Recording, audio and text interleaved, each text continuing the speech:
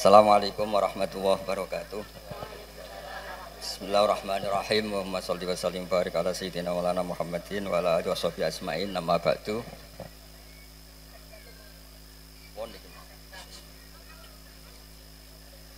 Nggih niki alhamdulillah jenengan matur nuwun kalian Mbah kula niki. Niki sing meksa kula dugi. Wonten Mbak Bat, wonten Mas Ismail, Mas Umar, Mbah Ndis meskipun boten rawuh sedanten alumni ingkang kula hormati. Niki ngaji rilek mawon nggih. Pokoke ngaji iku swarga. Dados di antara kebaikan Islam niku majlisul ilmi disebut Raudhatul Jannah. Dados Raudhatul Ulum niku mestine nggih Raudhatul napa? Jannah. Pertamanan swarga. Swarga iku kepenak. Kepenak iku mulane niki Mas kula Ismail, Mas Umar ora oleh kereng. Wong swarga kok ngamukan. Bojone ora oleh ngamuk, wong widadari kok ngamukan. Terus swarga iku rileks, nyaman. Terus niki ra di swarga aneh, swarga kok kuru kelaparan niku aneh. Swarga niku nyaman. Niki mulai berulah. Swarga kok bojone siji jare. Nah niku ketok asline nggih. Terus kenapa Raudhatul Ulum dikatakan Raudhatul Jannah? Nggih kula latih logika. Kula bedheki nggih sinten mawon. Ketika Anda punya mobil banyak, punya uang banyak. Itu artinya Anda untuk senang itu tergantung banyak hal. Mobilnya banyak, uangnya banyak. Dengan orang yang nggak punya apa-apa, cukup bahagia dengan uang 10.000 atau seadanya. Logika yang dibangun adalah keren mana orang yang untuk bahagia butuh banyak hal dengan sedikit hal. Niku pinter putih. Pinter sing bahagia dengan sedikit hal. Itu cara kita bernegosiasi dengan zaman yang seperti ini. Kulo sering nasihati santri-santri sing teng kampung-kampung. Kon ketemu pangeran sowan nggawa Alphard 9, nggawa mobil miliar, nggawa uang miliaran. Dengan sowan pangeran nggawa sujud. Yang mesti dibenarkan Allah itu pasti sujud. Nah sekarang itu niki wonten niki majelis mas saya ini wonten Mbak Bat. Lalu sering menghindari dari acara-acara publik bukan karena apa-apa. Supaya orang itu terlatih nyaman dengan Allah Subhanahu wa taala. Kula niku termasuk kalau boleh kula sering cerita Mbak Ul, kecewa kula ora boleh kecewa. Wong ape mulya wae ngenteni ngomong ning panggung, wong ngaji kok ngenteni ning panggung diundang. Itu biayanya mahal. Riyen mboten kiai-kiai ikhlas zaman Mbah Fayumi, Bude kula Mbah Hanid iku ketemu ngaji ana wong takok ya ngaji. Sakniki ngaji niku panggung, sound sisteme rapik, kiyaine kecewa. MC-ne maklaran ya kecewa. Repot. Beragama itu menjadi mahal. Kula nu sering ditanya sama sebagian kiai, kenapa Gus Jinan tidak jaga protokol dalam ilmu? Kula cerita, dulu Rasulullah Shallallahu Alaihi Wasallam, niku melampah-melampah, gimana melampah-melampah? Niku tiang biasa nyegat di tenggalan. Ada perempuan Imro'atun min Khos'am. Niku Nabi pas masih berkendara, masih di atas unta. Ya Rasulullah, inna faridatawa ala ibadi adrokat abi syekhon kabiron. La yastati'u ayastamsika ala rohilah wa fi riwayatin ayasbuta ala rohilah. Niku mboten terus Nabi tersinggung. Takok kok ning dalan, sowan nggo gula mboten enten. Kula nu sering lampah-lampah teng pasar pandangan kalian anak kula sering ketemu ibu-ibu ditakoki, "Gus, beneran ketemu jenengan badhe sowan?" "Kowe apa? Badhe tanglet." Anak kula nu istikhadah. "Senang kene ae gak repot." Tak jawab kalian ngadeg-ngadegan. Nek ke latihan kados Mas Umar Faruk mboten saged mutolaah riyin. Gayane ngongkon sopan wong ya asline mutolaah sik niku. Niku jelas di jalan. Ya Rasulullah, jenengan ibadah haji, sayang bapak kula niku pun lumpuh. Ndak bisa ikut haji. Apa saya bisa menghajikan beliau? Jawab Nabi, "Na'am, ya bisa." Semenjak itu dikenal ada dua haji amanah. Satu orang yang sudah meninggal, kedua yang masih hidup tapi nopo lumpuh. Disebut hajjul ma'dud, hajinya orang lumpuh. Dan saya di mana-mana kampanye ini supaya ada kesadaran kalau secara teori gak mungkin haji, niku saged diamanahkan meskipun belum nopo meninggal. Itu disebut hajjul ma'dud. Nah untungnya begini haji ma'dud. Niki wonten majelis Dewan Masyaikh. Sekarang tuh fatwa itu kalau nggak punya otoritas tuh nggak didengar. Rodok ruwet. Kalau jenengan kadung meninggal, itu kalau tidak niat haji, tetap sama Allah ditulis tidak haji. Meskipun anak cucu jenengan menghajikan. Karena menghajikan orang yang sudah meninggal dan tidak niat haji itu hanya untuk mengesahkan warisan. Karena sebagian warisan ini harus digunakan untuk apa? Haji. Tapi kalau jenengan masih hidup dan lumpuh, nggak mungkin haji. Jenengan berkontribusi niat. Wes jong kairiku tua iku dol go kajiku. Innova iku dol go hajiku. Dia ikut berkontribusi. Lalu kulon sering kampanye monggo kalau masih hidup tidak mungkin haji, ikut memutuskan sekarang juga haji. Namanya hajjul napa? Maktub. Sehingga jenengan ikut komitmen niat dan ikut memutuskan. Niku riyen nggih namung niku kan cerita, Mbak cerita, Mbak Fayumi ikhlas, Bu Yohanit ikhlas. Niku Nabi ketemu teng dalan iki ditakoki, ora usah ngenteni Fasul Masail terus untuk sangu, untuk podium, untuk panggung. Ruwet. Kerepotan. Nah, dulu Fasul Masail itu hanya untuk diskusi mas'alatun muhtamilah. Satu keputusan fikih yang memper kanan, memper kiri itu memang butuh diskusi. Karena memang ada kemungkinan A, kemungkinan B. Kalau nggak perlu diskusi, memang kaulan wahidan itu dulu ya seketemunya dijawab. Saya beri contoh Mas Faruk supaya sampean ngaji ini tambah tahqiq. Misalnya begini, saya ini kalau sama Gus Mail, Mas Mail, yang harus hormat siapa? Kalau menurut struktur keluarga kulo ini pernah nom. Tapi nak nggak struktur umur, ambek mau jadi pengurus besar mau jadi ini. Ya mbak sing hormat kulo. Lalu yang dipakai yang mana? Struktur umur, apa struktur keluarga, apa struktur alim? Karena kita pasti punya status di bab alim ini, di bab umur bagus ini. Terus sampean ketemu wong melarat. Wong melarat itu fadilahnya luar biasa. Wong sugih fadilah dermawannya biasa. Kalau dua orang ini ketemu yang harus hormat siapa? Sing melarat hormat wong sugih hormat wong melarat. Mboten saged nak jare bapak kula ngeten. Ana wong melarat itu matur teng bapak. Enak udah di wong sugih. Poso ora usah kerja, setengok-tengok ning omah ngenteni maghrib. Nah wong melarat wis poso, macul, buruh. Repote koyo napa? Terus wonten wong sugih, sing jawab yang sugih. Enak wong melarat biasa ramangan. Wong sugih wis esuk pecel, awan rawon, sore sithik nyate. Jadi yang ditinggalkan banyak. Nah sampean kan wis biasa ramangan. Lah iku jenenge muhtamil. Setelah didiskusikan ternyata sama-sama repot. Nah itu yang perlu musyawarah Mas Faruk. Ada masalah sing muhtamilah. Karena memang kita tidak bisa menjawab dengan kaulan wahidan atau dengan al-mansus. Nah, dulu ini cerita dulu. Ada ibadah-ibadah yang mujma' alaih sah. Misalnya kita kalau sujud kan dilatih umirtu an asjuda ala sab'ati a'zumin. Al-jabha wal yaden wal rukbaten wal kodamen. Al-jabha 1, yaden 2, rukbaten 2, kodamen 2, berarti 7. Kalau Anda sujud melibatkan anggota 7 itu disepakati apa? Sah. Tapi ulama dulu zaman Imam Syafi'i, beliau zaman ngarang itu sudah ngeper. Wa yahtamilu ayyasihas sujud bil jabhati faqat. Li anna nabiyya da'a fi sujudi sajata laka wajhi. Walam yazkur al yaden war rukbaten wal kodamen. Bisa saja sujud itu cukup diljabah sudah cukup karena Nabi ketika berdoa hanya ngendikan sajadalaka wajhi. Nabi tidak menyebut dua tangan, dua rukbaten, dua kodamen. Nah ini namanya muhtamil. Nah kiai-kiai kita, guru-guru kita, kados Kiai Fayumi, kados Mbah Hanid, niku nggak mau resiko. Kamu nyari yang mesti sah. Gini niku melibatkan 7 apa? 7 anggota. Tapi untuk orang lain yang mungkin teng desa-desa terbelakang, kamu pakai kaul yang mungkin sah. Dan itu menjadi adat guru-guru kita. Kanggo awake dhewe disiplin, kanggo wong liya napa? Longgar. Karena kalau tidak begitu, kalau ilmu Anda tidak cukup pakai standar ideal, nanti wong desa-desa sing sujute angkrang-angkrang, Mbah. Terus dianggap mboten apa? Sah. Nek dianggap ra sah terus modele ra salat. Nah itu cerita keilmuan sing enggak boleh enggak. Terus niki ampun jenengan iri terus Mbah Uli Mbah kula, buyut kula niku gadah adik Mbah Mukid niki abahe niki. Mbah Hanid itu mindoane ibu kula.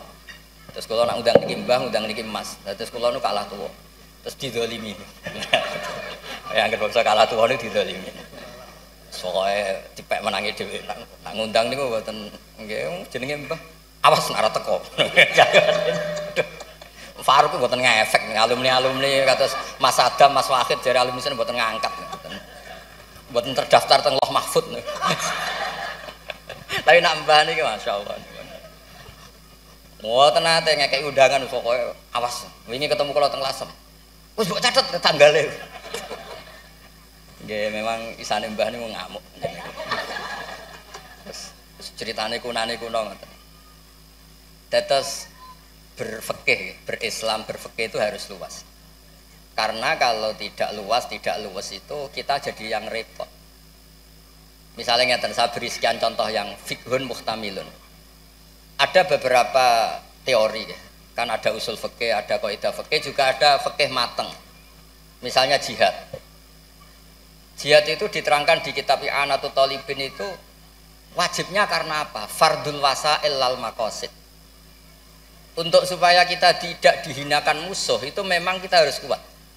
Dulu gak kebayang zaman Belanda datang ke kita kalau kita tidak jihad dengan makna angkat senjata. Tapi setelah era modern ada diskusi, ada dialog.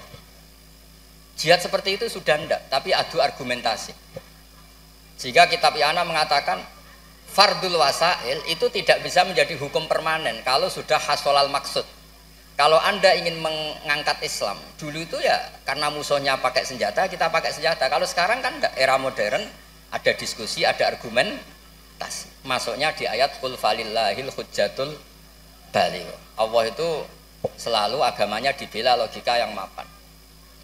Saya punya sekian contoh cerita tentang logika. Dulu awal-awal Rasulullah dakwah itu mengajak ila ilahin wahid. Kata orang-orang kafir, aja'alal alihata ilaha wahida innaha adalah syai'un ujab. Muhammad itu aneh, problem kita banyak, masalah kita banyak kok Tuhannya satu. Apa cukup untuk menyelesaikan problem kita? Jadi dulu orang Arab tuh mirip orang Cina. Ini Tuhan bagian hujan, bagian petir, bagian BPKB, bagian pegadaian itu Tuhannya beda-beda. Sertifikat kok udah pinter. Tuhan bagian nangani widadari katanya Mas Mail. Terus ya sudah, logika itu matang sekali sehingga mereka diajak ke Tuhan satu itu mereka bilang innaha adalah syai'un ujab. Itu teori yang aneh Tuhan satu. Wong problem kita banyak kok Tuhannya hanya satu. Solusinya hanya satu. Lalu Nabi membalas dengan hujjah.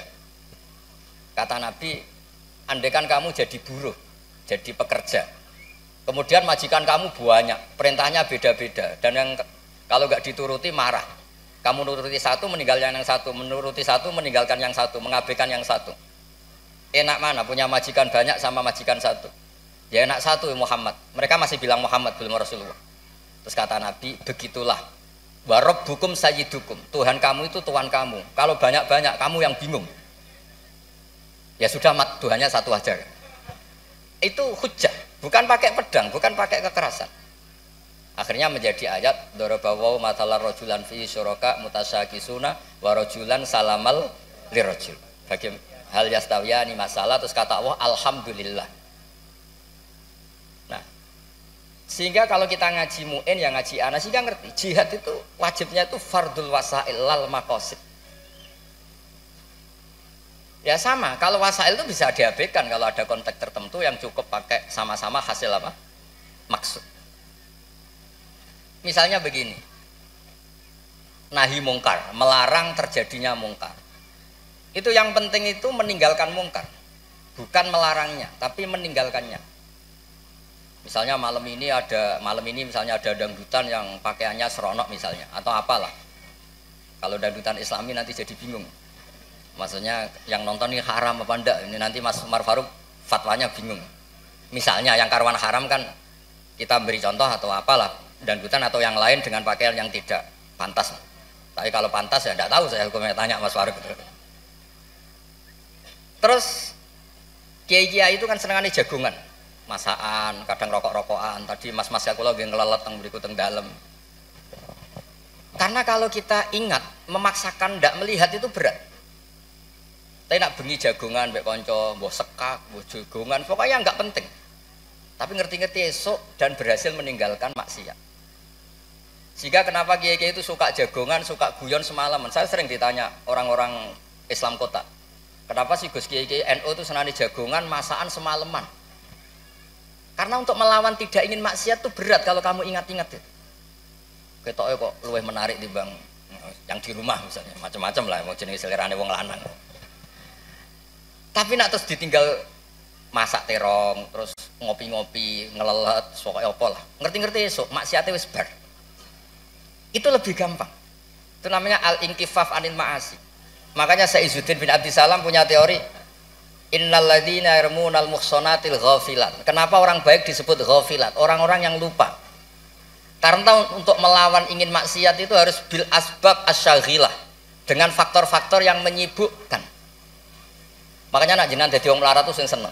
Dadi wong sugih sing seneng. Baru kaya wong melarat tuh sibuk golek ekonomi, wis ora kober. WA orang yang tidak mahramnya, yang tidak halal itu ora kober. Gara-gara mapan itu terus daftarnya banyak. Daftar sing kepengen dibidik. Artinya anggap saja dalam kefikiran itu ada asbab, ada sebab sing dadekno sibuk tidak maksiat. Ketika Anda kaya, anggap saja ada sebab yang menjadikan Anda bisa dermawan. Nah, ilmu seperti ini di pondok mulai gak dipelajari. Jadi kalau suwun, kalau bolak-balik matur, kenapa baik sama banyak orang? Kalau sering nonton tonggo-tonggo mati, kalau sering cerita, kalau sering lepas jenazah tonggo-tonggo mati. Gini ki jenazah saya sangat. Bojone nganti protes. Apa lagi Gus, bojoku suwengi-suwengi ku ndelok TV. Suwengi-suwengi bar ndelok TV ya turu ngorok. Kok jenengan puji-puji apik? Terus saya bilang, saya ini peneliti usul fikih kata saya. Kalau ada orang tidur itu gelarnya bukan ninggal tahajud dan ninggal witir, tapi tarokal ma'asiyah. Orang ini berarti ninggal apa? Maksiat. Susah ya apa sih husnudzon? Jadi kalau nak Pak Umar Faruk kiai SK, ini mun kiai tenan jare mun tengah kiai SK. Ini cara turu suwengi, ini kalau puji, masya Allah huwa solihun. Mereka tarokal ma'asiyah kullah, semalaman ninggal semua maksiat. Betul apa? Karena hanya dengan cara logika usul fikih itu kamu tahu kualitas ayat wa min ayatihi manamukum billaili wan nahar. Tanpa ayat itu kamu tidak tahu, tanpa logika itu kamu tidak tahu. Wong ayatnya pangeran kok terima contohnya manamukum billail. Secara medis jelas kita butuh istirahat, sistem tubuh kita butuh jeda. Secara fikih barokatun naum niku tarkul mas. Lah kula kepengen niki Mas Umar, Mas Ismail dadi kiai nu kados kula. Punya pandangan yang luas sehingga menghormati yang lain itu gampang. Ana wong turu jare wis gak tahajud, iku kiai apa? Ngeplok nak turu. Ya kiai tenan, wong ninggal maksiat itu top. Ninggal maksiat itu top. Terus turu ku ya penting. Maksudnya ki penting wis pancen ora ana gunane nggo turu apa. Wiridan nggih, marangeran ora tertarik wiridamu menjaluk. Iku menawa malaikat Mikael itu nak wongku melek susah, mesti jaluk. Karena hubungannya dengan pangeran jaluk tok. Lho nek sing wiridan kula seneng muji pangeran. Subhanallah bihamdi adada khalqi wa ridha nafsi. Kula nu jarang njaluk pangeran. Wong kula umpama kerja setengah menit, njaluk gaji ku isin. Pantese njaluk gaji kerja 8 jam 1 bulan njaluk gaji. Ndonga ngene tok 2 menit. Ya Allah, aktine kadha wa kadha. Wong ra etika. Terus buatan maksud kula, kalau kita pakai ilmu itu semuanya menjadi mudah. Ya, kalau pakai ilmu itu semuanya menjadi apa? Mudah. Dulu para nabi-nabi dulu itu cara pandang itu pakai keilmuan. Dan itu yang disebut qul falillahil hujjatul baligh. Kula nu punya sekian cerita tentang logika-logika yang dibangun ulama. Ya kayak tadi misalnya sujud. Sujud itu 7 anggota harus terlibat. Itu mesti sah. Tapi nyatanya Nabi pernah sungkeman yang pangeran hanya ngendikan sajadalaka wajhi walam yazkur al yaden warubaten wal qadam. Terus kedua masalah murtad. Untuk menjadi murtad itu orang sujud ke selain Allah. Mosok saya murtad ngenteni 7 anggota tubuh. Sekedar watul jabhah ke selain Allah itu bisa berstatus apa? Murtad. Nah itu namanya fikih yang muhtamil. Tapi guru-guru kita meskipun bacaannya banyak tetap ngajari kita sujud yang tidak resiko. Ngene iku pakai 7 napa? Anggota. Tapi jagani wong desa-desa sing mungkin lagi latihan Islam, cara ibadah mboten napa sempurna. Di kula cerita logika ya. Nabiullah Ibrahim alaihissalam, Nabi Musa, Nabi Isa. Niku kadang-kadang nyuwun sewu, saking senenge pangeran, niku pangeran yo diwarahi. Tapi mboten krana nglamak mboten, nggih saking senenge. Tapi barokahnya itu lahir fikih-fikih yang sekarang diwarisi umat Rasulullah sallallahu alaihi wasallam. Bapak kula nu sering nak didik kula ngeten. Kancanan wong fasik ku haram. Wong mare katut nakal. Nek nak diwalik, bina wong fasik iku apik. Iso bina anak kancanan. Iku pun mulai senam otak tak baleni malih. Sampeyan kancanan wong fasik itu enggak boleh. Nanti ketularan apa?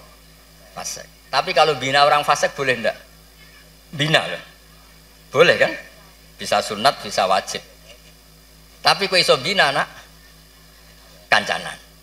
Meskipun agak berjudi sing katut sapa?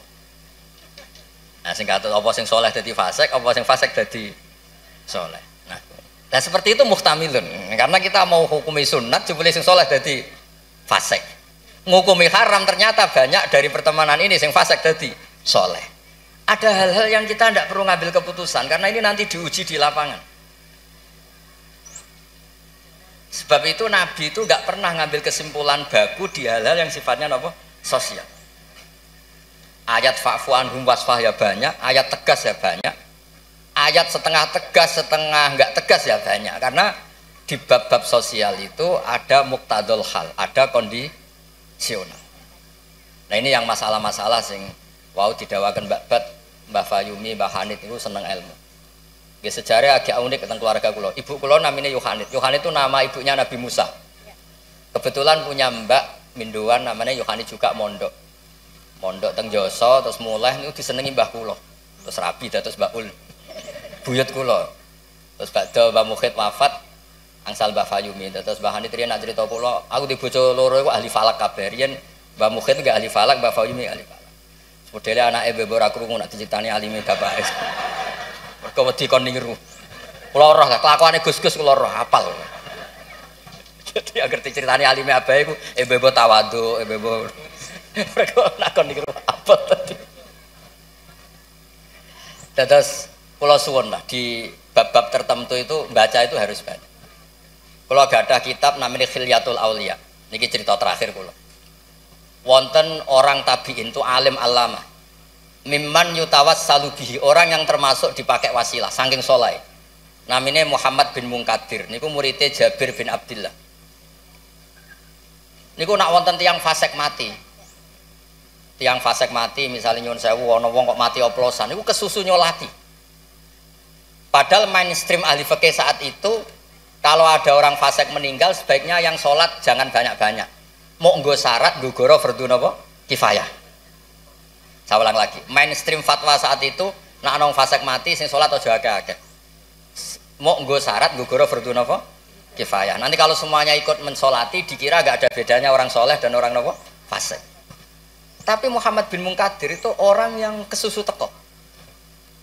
Ditanya, "Lima datu sholli ala hadal fasik?" Kenapa engkau begitu seneng, begitu semangat nyolati wong fasik itu? Jawabannya unik, di luar dugaan banyak orang. Kalau hafal jawaban itu. Inni astahyi minallah ayya'lama minni anna qudratahu ta'jizu an ahadin min khalqi. Itu yang dipakai Kiai Jawa. Aku iku isin mbek pangeran. Nak delok wong fasik kemudian Allah melihat hati saya seakan-akan Allah itu pasti tidak maafkan dia. Jadi intinya beliau datang itu sebagai kepastian tauhid beliau sendiri bahwa maghfiratuhu wasi'at kullasy. Wa rahmatuhu ge amat kullah. Lagi NU Kiai Jawa gitu, ketemu wong fasik ya tidak mau bisa saja sekarang fasik nanti soleh. Yang sekarang soleh ya naudzubillah min dzalik bisa saja suatu saat tidak soleh. Wong barang sosial orang mesti kabeh. Kayak apa dulu Umar ingin bunuh Nabi, tapi malah dapat napa? Hidayat. Kayak apa Khalid bin Walid panglima yang menjadikan orang Islam kalah di perang Uhud. Akhirnya juga jadi orang napa? Soleh. Jadi intinya itu Kiai Jawa itu tahu itu sehingga beliau ini kancanan nyun sewu wong fasik ya tenang. Tapi dalam konteks bina, saya lagi dalam konteks bina bukan melegalkan. Saya lagi dalam konteks bina bukan melegalkan. Karena Allah bisa saja mandu dia menjadi orang soleh. Bukan seperti orang lain, setiap orang fasik dikafirkan, difasikkan, seakan-akan tidak ada harapan tobat. Nah ini yang menjadikan tambah susah kan. Makanya dalam sebuah riwayat dikatakan, siapa? Ala unabbiukum bil faqih kulal faqih. Kamu tahu orang yang paling ahli fikih, paling pinter? Jawabannya kila, jawabannya Nabi wakila Ali. Itu dalam ilmu hadis ada mengatakan itu dawe Nabi wakila dawe Ali. Apapun itu dawe orang top lah. Malam yuknitin nas min rahmatillah walam yu'ayyizhum min rahmatillah. Jadi malam yuknitin nas min rahmatillah. Orang pinter itu siapa? Yang tidak bikin orang lain putus asa. Walam yu'aminhum min makrillah. Dan yang sedang soleh pun tidak merasa sok-sokan memiliki Allah Subhanahu wa ta'ala. Terus orang lain divonis apa?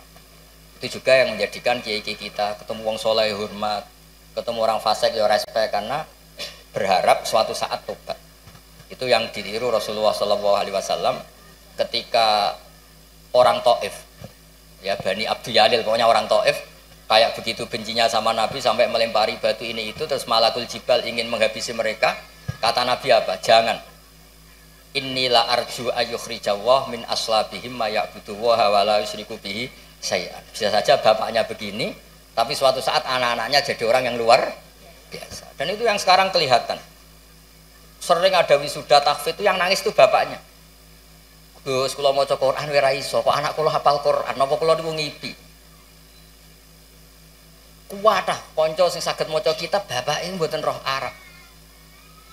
Dari ini harapannya Nabi ya seperti itu. Nak bapak era kena gini apa? Anak. Ampun kados kula riyen ke kanca mondok nuwakale ra karuan. Riyen kan banten-banten pun bapake disurati nak anake nakal. Bocahe tenang ae. Bapak mesti surati pengurus kayak kok tenang. Bapak kula buta huruf wis tenang mawon.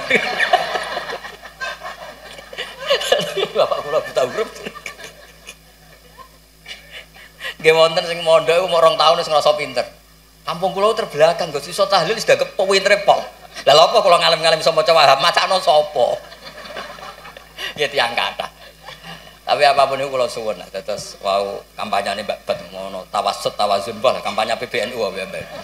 Nak kula kampanye sebagai hasil yang saged ngaji wis tiyang yen mbak kula niku terkenal pinter ngaji.